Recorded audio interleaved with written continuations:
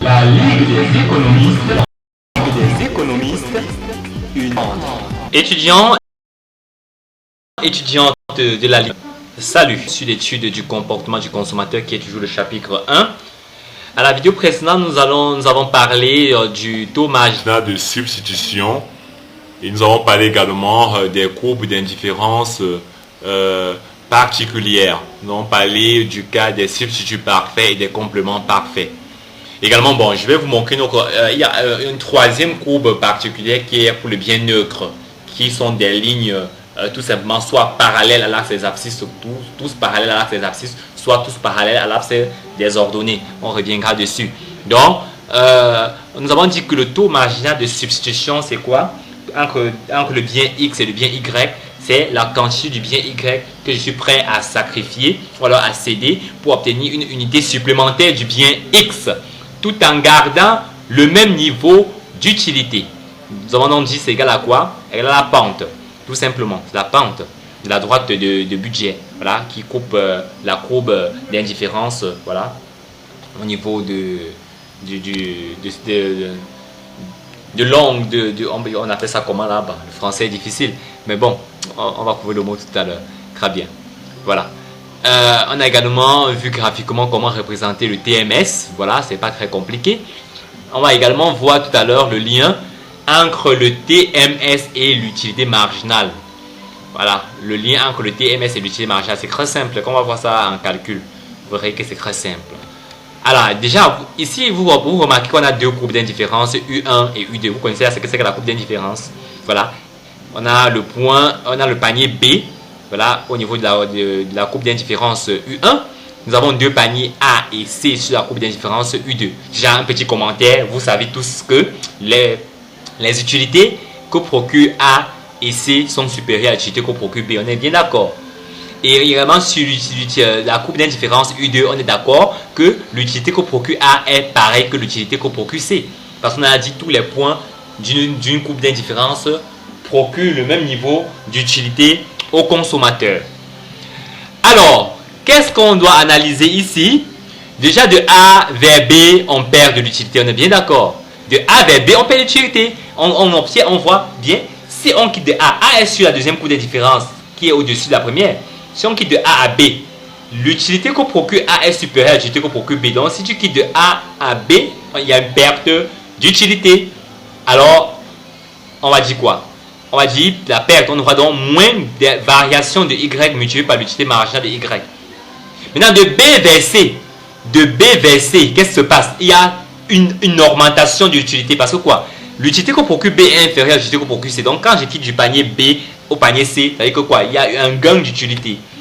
Alors, le gain là, je parlais de quoi? Variation de X fois l'utilité marginale de X. Tout simplement. Parce que je suis quitté de B à C. Donc, ça s'est passé au niveau des abscisses. Pourtant, de A à B, ça s'est passé au niveau des ordonnées. Donc, au niveau des ordonnées, ça concerne Y. Au niveau des abscisses, ça concerne X. Il y a eu un gain d'utilité. Non, or, la perte est égale au gain. Donc, c'est un peu ça, en fait, ce qui est bizarre, en fait, dans ça, c'est que quoi, à l'équilibre, on disait que la perte est égale au gain. Donc, c'est un peu ce qu'on faisait, en fait, en statistique, lorsqu'on calculait la médiane par interpolation linéaire. C'est tout simplement, c'est très simple. La variation de X, et ici la variation de X ici, voilà la variation de X ici, la variation de Y. La variation de X ici, c'est quoi? La variation de X, lorsque je quitte du bien B au bien C, ou bien du bien C au bien B. Mais normalement, on dit souvent, c'est la valeur supérieure moins la valeur inférieure pour avoir la valeur de la variation. C moins B. La valeur de C moins la valeur de B. Sur la valeur de A moins la valeur de B. Par exemple, qui est de A à B ici, et puis après de B à C. De A à B, et puis de B à C. Là, on va donc dire quoi? Le TMS, en fait, ici, c'est quoi? C'est la variation, en fait, de Y, la variation de Y fois l'utilité marginale de Y, qui est encore égale à la variation de X. Bon, plus précisément, voilà ce que ça donne la variation. Donc, moins variation de Y sur variation de X égale à l'utilité marginale de X sur l'utilité marginale de Y. Nous sommes en train de parler en fait ici de l'équilibre. Bon, ça semblait un peu complexe, mais bon, c'est simple. Donc, retenez tout simplement qu'à l'équilibre, vous aurez l'égalité entre quoi? UMX sur UMY égale à quoi? À moins variation de Y sur variation de X. lorsqu'on va intégrer les prix, on vous dit que quoi? L'utilité marginale de X sur l'utilité marginale de Y va égal à quoi au rapport des prix des deux biens. Ou encore, quelqu'un va plutôt dire que quoi? Moins la variation de Y fois l'utilité marginale de Y est encore égal à quoi? La variation de X fois l'utilité marginale de X. Ce qui va conduire à ceci. Alors, le TMS, ce qui va conduire à ça, on va voir un peu l'équilibre vers la fin. Alors, au niveau du TMS, on a deux cas. Ça, c'est le cas continu. Au niveau du cas continu, vous savez ce que c'est? La différence entre un cas distrait et un cas continu. Cas continu, c'est lorsque on a une fonction en fait. Lorsque l'utilité est représentée par une fonction. Donc ici, l'utilité totale est représentée par une fonction.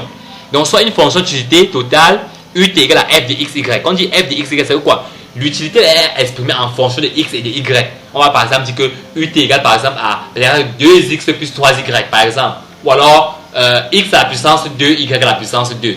Voilà un exemple. Voilà, on dit maintenant umx c'est quoi? C'est la dérivée partielle. Umx, on sait que c'est l'utilité marginale de x. C'est en fait la dérivée partielle de l'utilité totale par rapport à x. Tout simplement. Donc, remarquez que les dérivées reviennent, d'où l'importance de la mathématique analyse.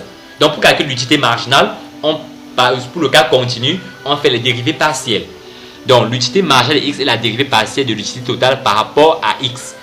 L'utilité marginale de y, UMY, est la dérivée partielle de l'utilité totale par rapport à y. On aura donc le TMS de x, y égale tout simplement donc à quoi? Dérivé donc d de ut par rapport à x sur d de ut par rapport à y. Qui est encore égal donc à UMX, UMY. Voilà donc l'équilibre. Donc à l'équilibre du consommateur, donc on dira donc quoi? À l'équilibre du consommateur, on dira que UMX, UMY va égal au rapport des prix. On va voir ça un peu devant. Donc ça, pour le moment, c'est le TMS. Ou alors on va dire le TMS égal au rapport des prix. On verra ça devant. Maintenant, ici, on va, avant de, bon, on va voir ça beaucoup plus à les exercices parce que bon là, je suis à passer à une autre approche qui est l'approche ordinale. Bon, c'est pas dans notre cas ici. Donc je n'ai pas fait un exemple plus précis, plus en détail concernant l'équilibre ici.